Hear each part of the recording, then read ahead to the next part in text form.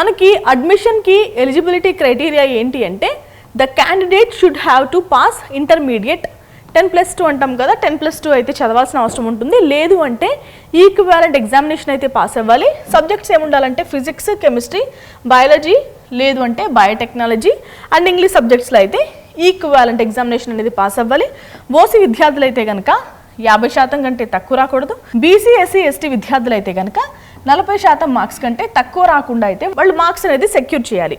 ఇక క్యాస్ట్ తోటి, మార్క్స్ తోటి ఎలాంటి సంబంధం లేకుండా ప్రతి ఒక్క విద్యార్థి ఎవరైతే అడ్మిషన్ పొందాలి ఎంబీబీఎస్లో అనుకుంటున్నారో వాళ్ళందరూ కూడా నీట్ యూజీ ఎగ్జామ్ అనేది క్వాలిఫై అవ్వాలి. సో మనం మాట్లాడుకుంటున్న కామారెడ్డి గవర్నమెంట్ మెడికల్ కాలేజ్లో టోటల్ ఇంటేక్ వచ్చేసి 150 సీట్లు. సో ఈ 150 సీట్ని ఎలా డివైడ్ చేస్తారో చూద్దాం. 85% అనేది స్టేట్ కోటా కింద డివైడ్ చేస్తారు, 85 సీట్స్, అండ్ 15% అనేది ఆల్ ఇండియా కోటాకి డివైడ్ చేస్తారు, 15 సీట్లు.